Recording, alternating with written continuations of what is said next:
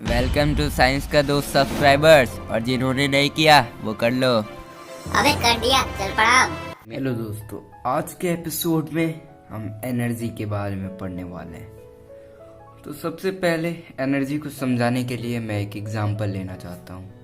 जैसे कि आपके हाथ में कुल्हाड़ी है और आप इसे लकड़ियाँ काट रहे हैं, तो उसमें कुछ तो एनर्जी लगी, कुछ तो एबिलिटी लगी वर्क करने के लिए। इसमें मतलब यहाँ पे लकड़ी, जैसे कि मान लीजिए ये लकड़ी है बहुत सारी, तो आपको यहाँ से इसको यहाँ ले जाना पड़ेगा। तो इसके लिए कुछ डिस्टेंस लगेगा जिसको एस कहा जाता है, और कुछ आप फोर्स लगाएंगे तभी ना।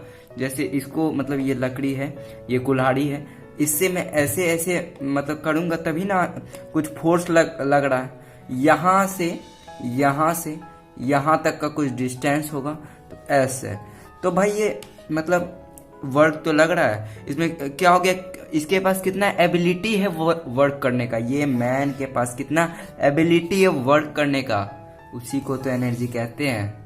तो एनर्जी की डेफिनेशन ये हुई। तो the ability to do work is called energy. Work करने की क्षमता को ही हम लोग एनर्जी कहते हैं, समझ गए। एनर्जी जो है इसकी यूनिट होती है जूल। जूल जो है एनर्जी की यूनिट हो गई, क्योंकि वर्क की भी ये यूनिट है जूल। और ये तो एक तरह का वर्क ही ना है, एबिलिटी टू डू वर्क, इसलिए इसकी भी जूल हो गई ऐसा यूनिट। और इसकी एनर्जी की, अब एनर्जी की कौन सी क्वांटिटी है, तो भाई ये स्केलर क्वांटिटी है, इसमें मैग्नीट्यूड है, डायरेक्शन नहीं है। इतना तो आपको माइंड में क्लियर है। अब देखिए एनर्जी की जो है मतलब एक हायर यूनिट होती है 1 किलो जूल जिसे कहते हैं, वो होता है 1000 जूल के बराबर। और उससे भी हायर होती है एक 1 मेगा जूल जिसका वैल्यू होता है 10⁶ जूल। इतना समझ गए। अब होता है डिफरेंट फॉर्म्स ऑफ एनर्जी। तो एनर्जी के बहुत सारे प्रकार है, काइनेटिक, पोटेंशियल, केमिकल, हीट, बहुत तरीके के। सबसे पहले हम लोग काइनेटिक पढ़ेंगे। इसमें फॉर्मूला कुछ होता है, तो फॉर्मूला है तो उसका कुछ मतलब प्रूफ करने वाला तो होगा। काइनेटिक एनर्जी का अगर फॉर्मूला है तो उसको एक्सप्रेस करना तो होगा ना। तो देखिए काइनेटिक एनर्जी का सबसे पहले फॉर्मूला है 12mv²। यहाँ पे m मतलब मास, v मतलब वेलोसिटी का स्क्वायर, काइनेटिक एनर्जी। अब देखिए गौर से समझिए, यहाँ पे देखिए W देखिए सबसे पहले ये कोई ऑब्जेक्ट है, मास m है इसका, फाइनल वेलोसिटी से इसको मतलब रेस्ट से इसको मोशन में लाया गया है, रेस्ट में है तो u हो गया, ला है तो अगर इसको रेस्ट से मोशन में ला गया है तो f फाइनल हो जाएगा, ये दोनों तो फाइनल हो जाएगा, और मास तो वही रह जाएगा, बीच का डिस्टेंस है s। अब देखिए क्या होता है, देखिए आपने कहीं सुना क्या होगा पहला चैप्टर में, अगर याद होगा तो, जिनको याद है बहुत अच्छा, नहीं याद है देख लीजिए बस। इससे हमको s का वैल्यू हो जाएगा s = v² - u²/2a। s का वैल्यू तो हो गया। अब देखिए f = m है, जानते ही होंगे। अब f का वैल्यू आ गया, s का वैल्यू आ गया, w = होता है f × s। आगे क्या करना आपको पता है, वैल्यू पुट कर देना है। s का कितना, v² - u²/2a, a cancel, w = m, 12mv² - 12mu²। तो यहाँ पे u का मान 0 होगा क्योंकि वो अभी रेस्ट पे है, उसको रेस्ट पे रहने दीजिए। और इसका वैल्यू हमें आ गया है। एग्जाम में आपको ये मतलब 3 से 4 नंबर का पूछेगा ही पूछेगा, क्या, kinetic energy is equal to 12mv²। यहाँ पे -12mu² था।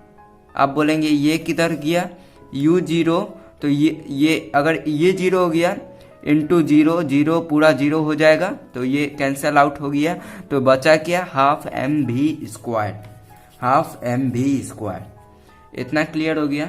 अब हम देखते हैं काइनेटिक एनर्जी। तो आप देख ली फॉर्मूला क्या है, ये क्या है, वो क्या है। अब देखिए इसका डेफिनेशन क्या है, ये है क्या काइनेटिक एनर्जी। तो देखिए ये मोशन लाता है किसी भी ऑब्जेक्ट में। ये जो है the energy of a body which possessed motion due to motion के द्वारा होता है दोस्तों। The energy of a body due to its motion is called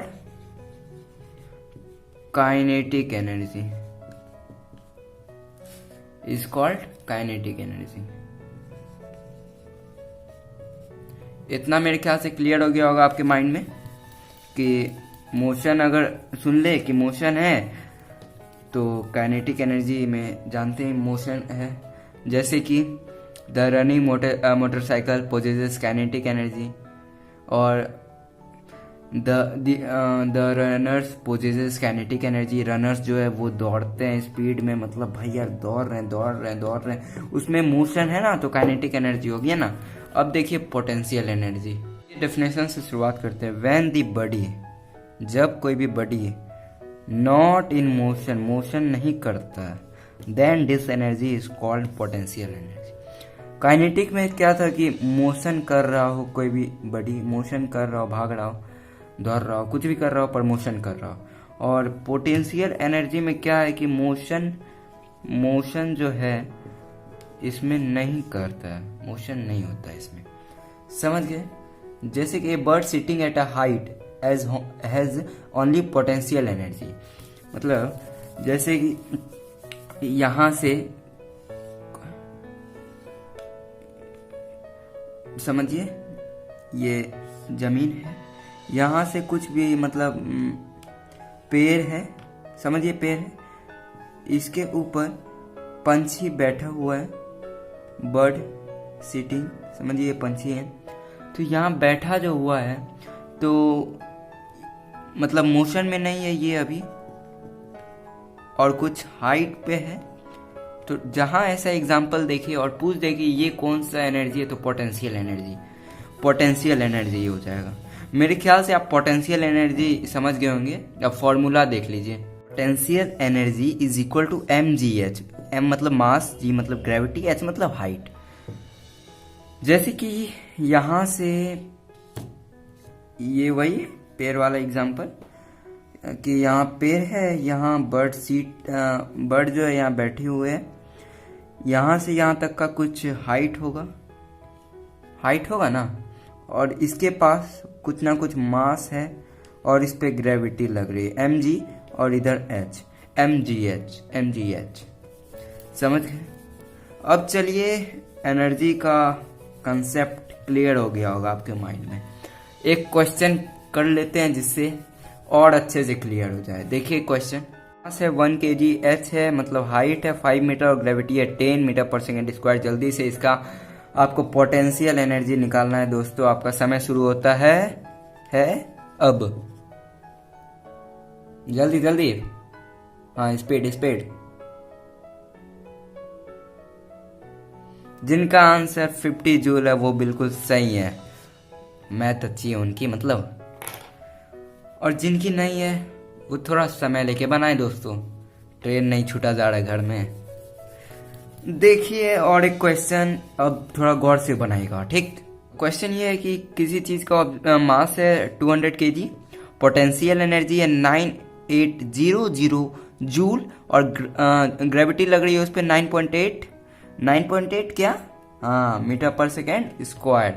तो इसका आपको बताना है, क्या बताना है आपको, जो बच रहा है मतलब mgh होता है ना, तो आपको h बताना। चलिए h इक्वल टू क्या होगा सोचिए। हाँ दोस्तों जल्दी बनाइए जल्दी, हाँ स्पीड ले। आंसर है 5 मीटर, वो बिल्कुल सही है। और जिनका नहीं है घर में जाके अच्छे से बैठ के बनाएं। 5 मीटर कैसे है वो आप भी जान रहे हैं। देखिए क्या था हमारे पास, पोटेंशियल एनर्जी दी हुई थी, mgh होता है इसका। मास हमारे पास थी 200 ग्रेविटी 9.8 थी, इस बार एच फाइंड करना था और ये था कितना था अरे 9800 जूल था, इज इक्वल टू 9800 अपॉन ये 9 ऊपर 10 इक्वल टू एच, ये गया 10, 5 बचा 5, हुआ 5, समझे? आंसर हुआ ना 5 मीटर। घर में जाके ऐसे 50-60 बना लीजिए, क्या होगा? क्लियर होगा, यही होगा। अब एनर्जी का सारा कंसेप्ट क्लियर हो गया आपके माइंड में, जाके घर में बनाइएगा, कंसेप्ट और क्लियर हो जाएगा। अगले एपिसोड में पढ़ेंगे हम पावर के बारे में दोस्तों, पावर के बारे में। तो चलिए मिलते हैं अगले एपिसोड में।